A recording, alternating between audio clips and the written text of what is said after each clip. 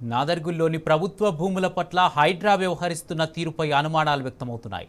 సాక్షాత్తు మంత్రి గతంలో ప్రభుత్వాధికారులు రికార్డులు సైతం నిషేధిత జాబితాలో ఉన్న ప్రభుత్వ భూములేనని స్పష్టం చేశారు.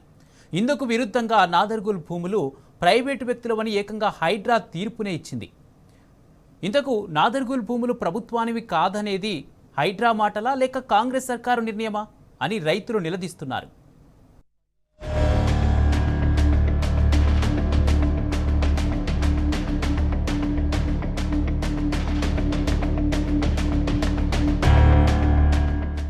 అక్టోబర్ 28, 2024న అప్పటి కలెక్టర్ నారాయణ రెడ్డి రంగారెడ్డి జిల్లా నాదర్గుల్ భూములపై స్టాంపులు రిజిస్ట్రేషన్ శాఖ కమిషనర్కు E141552024 నెంబర్తో లేఖ రాశారు. సర్వే నెంబర్ 613లో ఉన్న 373.13 ఎకరాల భూములు రాష్ట్ర ప్రభుత్వానికి చెందినవిగా తెలుపుతూ నిషేధిత జాబితాలో పేర్కొన్నారు. ఇటీవల మంత్రి పొంగులేటి ఇవి ప్రొహిబిటెడ్ భూములని గత బీఆర్ఎస్ ప్రభుత్వం 22A నిషేధిత జాబితాలో ఉంచితే కాంగ్రెస్ ప్రభుత్వం అలాగే కొనసాగిస్తోందని చెప్పారు. పైగా సుప్రీంకోర్టులో కౌంటర్ వేసి ప్రభుత్వ భూములను కాపాడే ప్రయత్నం చేస్తోందని స్పష్టం చేశారు. కాగా నాదర్గుల్ భూములు ప్రభుత్వానివని తెలిపేందుకు ఇంతకంటే సాక్ష్యాలేం కావాలి? కానీ హైడ్రా మాత్రం వీ డోంట్ కేర్ అంటోంది. ప్రైవేట్ వ్యక్తులకు చెందినవిగా తీర్పు ఇచ్చేస్తోంది. అధికారిక రికార్డుల్లో నిషేధిత జాబితాలో ఉన్న భూములు ప్రైవేటువని, వాటి జోలికి వెళ్లబోమని ఇటీవల హైడ్రా కమిషనర్ రంగనాథ్ ప్రకటించడం వెనుక ఆంతర్యమేంటి? రెవెన్యూ అధికారులు సుప్రీంకోర్టు దాకా వెళ్లి న్యాయ పోరాటం చేయడంలో ఇక అర్థమేముంటుంది? ఇంతకీ నాదర్గుల్ భూములు ప్రభుత్వానివి కాదనేది హైడ్రా మాటలా లేక కాంగ్రెస్ ప్రభుత్వ నిర్ణయమా? కేసీఆర్ ప్రభుత్వం ఈ భూములపై సుప్రీంకోర్టులో ప్రారంభించిన న్యాయ పోరాటాన్ని ఈ ప్రభుత్వం కొనసాగిస్తుందా లేక కాడిపారేసి హైడ్రా ప్రకటనను నిజం చేస్తోందా అన్న సందేహాలు వెల్లువెత్తుతున్నాయి.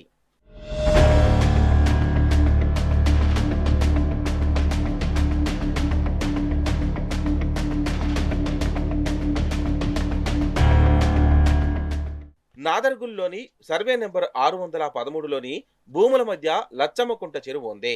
FTL 17 ఎకరాలు కాగా 6 ఎకరాలు బఫర్ జోన్, మొత్తం 23 ఎకరాలు.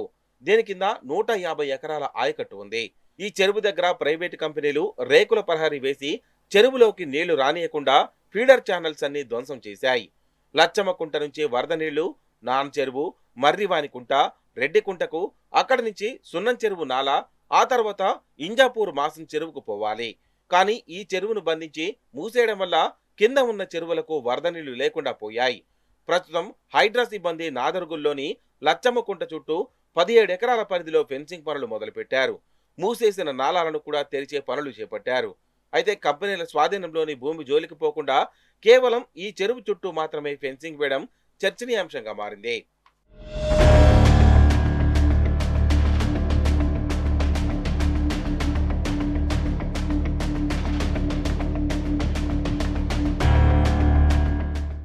వారం రోజులుగా హైడ్రా పనులు చేస్తుండగా మొదటి రోజే రైతులు ఈ భూముల్లోకి ఎవరిని రానియకుండా ప్రైవేట్ వ్యక్తులు అడ్డుకుంటున్నారని ఆరోపించారు. చెరువు చుట్టూ ఫెన్సింగ్ వేస్తున్నారు సరే, ఇవన్నీ ప్రభుత్వ భూములు కదా, వీటిని ఎందుకు కాపాడడం లేదని హైడ్రా సిబ్బందిని నిలదీశారు. దీనిపై హైడ్రా ఇన్స్పెక్టర్ స్పందిస్తూ ఇవి ప్రైవేటు భూములని, కోర్టు వివాదంలో ఉండడంతో వీటి జోలికి వెళ్లేది లేదని చెప్పారు. భూముల చుట్టూ ప్రైవేట్ వ్యక్తులు రేకులు కట్టి బౌన్సర్లను పెట్టారని, లోపలికెవరూ పోవడానికి వీలు లేకుండా చేస్తున్నారని అడిగితే హైడ్రా తవ్వే నాలా పక్క నుంచి లోపలికి వెళ్లాలని ఉచిత సలహా ఇచ్చినట్టు తెలిసిందే. దీంతో రైతులకు హైడ్రా సిబ్బందికి మధ్య వాగ్వాదం జరిగింది. గత నెలలోనే నాదర్గుల్లోని నిషేధిత భూమి, చెరువు, గుట్టల కబ్జాలపై వార్తలు రావడంతో మంత్రి పొంగులేటి, హైడ్రా కమిషనర్ రంగనాథ్ వేరువేరుగా వ్యాఖ్యలు చేశారు.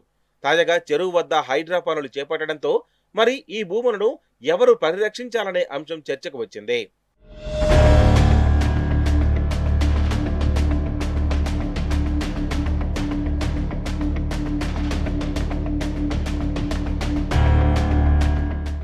గతేడాది మార్చిలో కందుకూరు ఆర్డీఓ సుప్రీంకోర్టులో కౌంటర్ పిటిషన్ వేశారు. ఈ దావా ప్రకారం ప్రభుత్వం ప్రైవేటు వ్యక్తులకు వ్యతిరేకంగా 373.22 ఎకరాల భూమిపై న్యాయ పోరాటం చేస్తోంది. మరోవైపు హైడ్రా కమిషనర్ మాత్రం ఈ భూములు ప్రైవేటు వ్యక్తులకు చెందినవని, అవి న్యాయ వివాదాల్లో ఉన్నాయంటూ కొట్టిపారేశారు. లచ్చమ్మకుంట చెరువు దగ్గర పనులు చేపట్టే క్రమంలో రైతులు కూడా మొత్తం భూమిపై న్యాయస్థానాల్లో కేసు నడుస్తుంది కదా, మరి ఇక్కడ ఆక్రమణలను ఎందుకు తొలగించారని అడిగితే వారిని బెదిరించినట్టు తెలిసిందే. ఫోటోలు తీస్తుంటే హైడ్రా సిబ్బంది అడ్డుకున్నట్లు సమాచారం.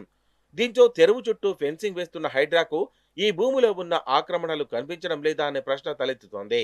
మొత్తం భూమిలో ఉన్న ఆక్రమణలను తొలగించి హైడ్రా పనులు చేయాల్సింది పోయి కేవలం చెరువు వరకే పనులు చేయడం వెనుక ఆంతర్యమేమిటని రైతులు ప్రశ్నిస్తున్నారు.